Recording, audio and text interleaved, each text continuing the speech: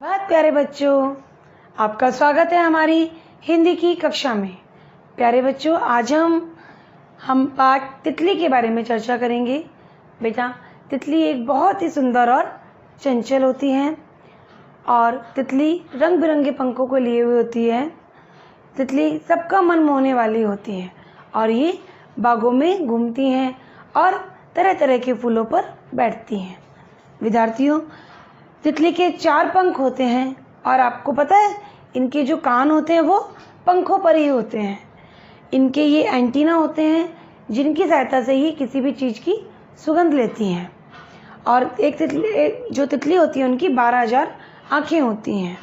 बच्चों, एक तितली दूसरे तितली के संपर्क में अपने पंखों की आवाज़ की सहायता से ही आती है और जो अन्य तितलियाँ होती हैं वो एक महक, एक सुगंध को उत्पन्न करती हैं, जिससे कि जो दूसरी तितलियाँ होती हैं जो कि 2 किलोमीटर दूरी तक उस सुगंध को, उस महक को महसूस करती हैं, सूंघ लेती हैं और उनके पास आ जाती हैं, उनके संपर्क में आ जाती हैं।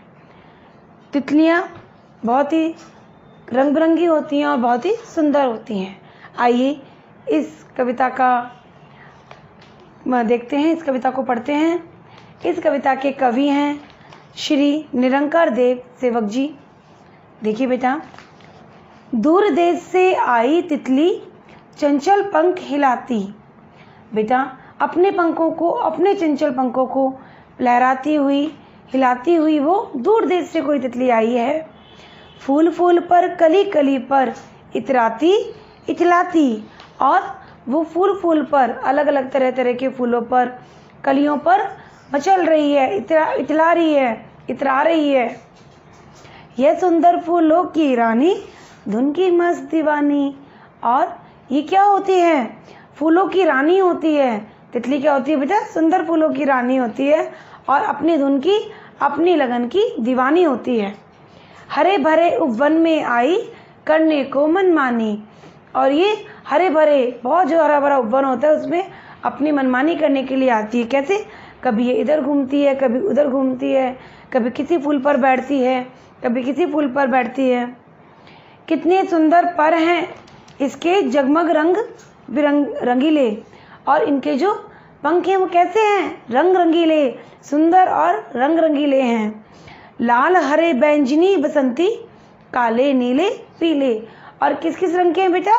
काले, हरे, नीले, पीले, बैंजनी और बसंती रंगों के हैं। कहाँ कहाँ से फूलों के रंग चुरा चुरा कर लाई। और पता नहीं किस किस फूलों के रंगों को चुरा के लाई है, जो ये इतनी रंग रंगीली लग रही है। पता नहीं किस किस फूलों के रंगों को चुरा के अपने अंदर लेके आई हैं ये। आते ही इसने उपवन में कैसी धूम मचाई। और अपने उपवन में, बाग में आते ही इन्होंने कितनी धूम मचा दी है। डाल डाल पर, पात पात पर यह उड़ती फिरती है। और बेटा, यह डाल डाल, पात पात मतलब पत्ता पत्ता, ये पत्ते पत्ते पर और डाल डाल पर बैठ रही हैं, उड़ रही हैं, इधर उधर घूम रही हैं। कभी खूब ऊंची चढ़ जाती, कभी नीचे गिरती हैं। कभी तो ये ऊंची चढ़ जाती हैं और कभी बिल्कुल नीचे आ जाती हैं। कभी फूलों के रस पराग पर रुककर जी बहलाती। और कभी कभी ये जो फूलों के बीच में जो रस होता है उस पर अपने मन को बहलाती हैं। कभी कली पर बैठ न जाने गुपचुप क्या कह जाती। और कभी कभी ये जो कलियां होती हैं उनके ऊपर बैठ के पता नहीं क्या कह जाती हैं। बेटा, आइए एक बार फिर दोबारा इसकी कविता का पढ़ते हैं। दूसरे देश से आई तितली चंचल पंख हिलाती, फूल फूल पर, कली कली पर इतराती इतलाती। बेटा, यह सुंदर फूलों की रानी, धुन की मस्त दीवानी। हरे भरे उपवन में आई, करने को मन मानी।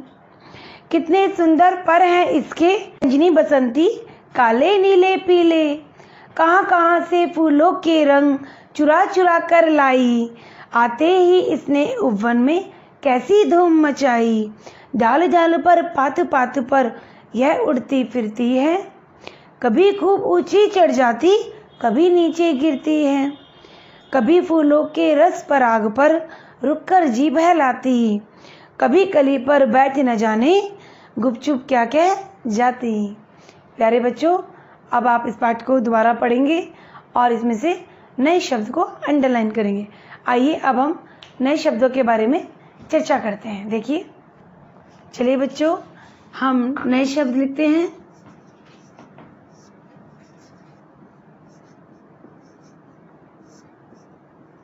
देखिए, पहला चन चल, च के ऊपर न की बिंदु, चन चल। सेकंड देखिए, तितली भी लिख लेते हैं, ती त ली, छोटा ती त बड़ी ली, तितली। फिर है पंख, प न का साउंड ख, पंख। फिर देखिए बेटा, इतराती, ई त रा ती, इतराती मतलब होता है मचलना। फिर है इठ लाती, इठ लाती। फिर देखिए बेटा, फूलो, फ पे बड़ों की मात्रा और लो पे यहाँ पे डॉट, फूलों।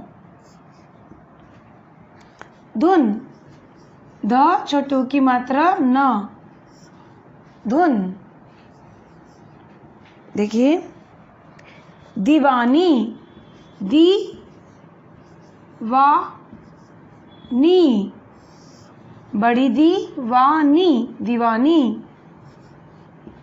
मस्त, मा आधा स त, मस्त।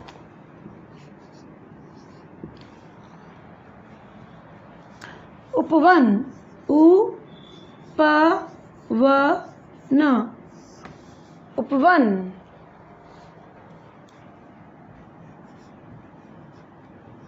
सुंदर, सु न की बिंदी द र, सुंदर।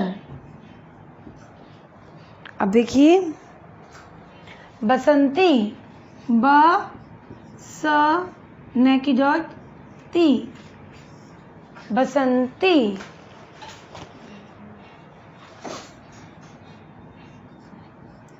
नेक्स्ट, धूम, ध पे बड़ों की मात्रा म, धूम। फिर है पात, पात यानी पत्ता पत्ता, पात। फिर देखिए बेटा, बहलाती, ब है ला ती, बहलाती। फिर है कली, क बड़ी ली की मात्रा ल पे कली। आइए इनको दोबारा दोहराते हैं। देखिए बेटे, दोबारा पढ़ेंगे नए शब्द। चन चल, चंचल। सेकंड, तितली, तितली। थर्ड, पंख। फोर, इतराती। फिफ्थ, इठलाती। नेक्स्ट, फूलों। 7, धुन, ध पे छोटियों की मात्रा है बेटा, धुन। नेक्स्ट, दीवानी, बड़ी दी। फिर नेक्स्ट, मस्त, माँ आदस है, मस्त। नेक्स्ट, उपवन, उपवन। नेक्स्ट, सुंदर, सभी छोटियों की मात्रा। नेक्स्ट, बसंती। नेक्स्ट, धूम।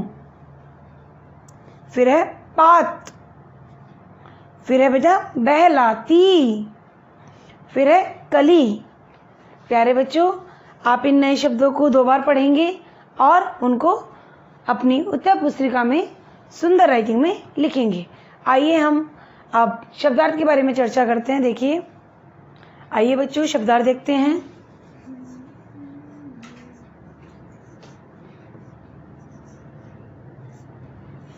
शब्दार्थ पहला है इतराना, इतराना।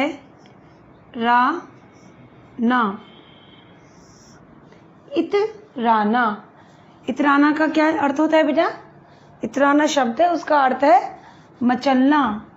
मचलना,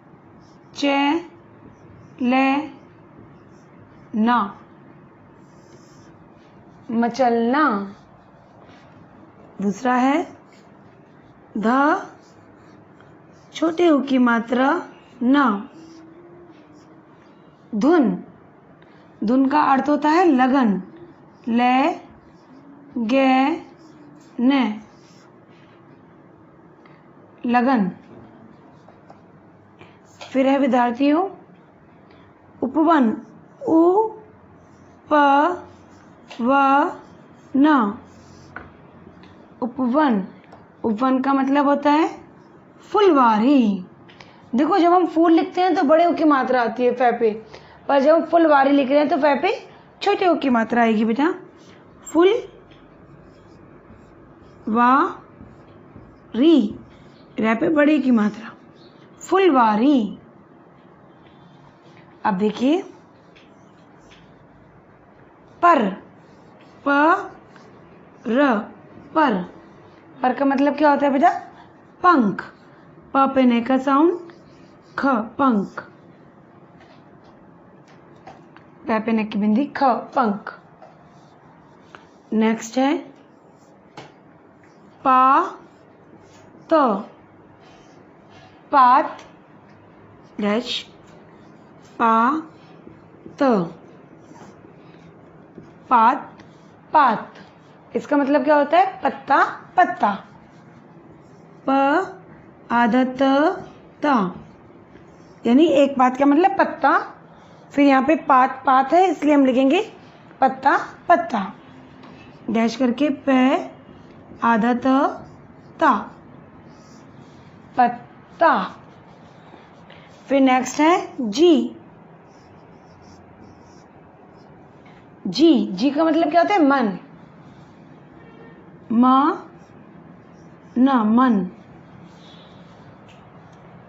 तो बेटा शब्दार्थ का दोबारा हम एक बार पढ़ते हैं। देखिए पहला इतराना, इतराना का अर्थ मचलना। दूसरा धुन, धुन का अर्थ है बेटा लगन। फिर है उपवन, उपवन का क्या अर्थ होता है? फुलवारी। फिर है पर, पर का अर्थ होता है पंख। फिर है बेटा पात, पात, इसका मतलब होता है पत्ता, पत्ता।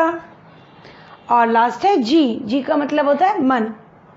प्यारे बच्चों, इन शब्दार्थ को आप अपनी उत्तर पुस्तिका में सुंदर हैंडराइटिंग में लिखेंगे और याद करेंगे।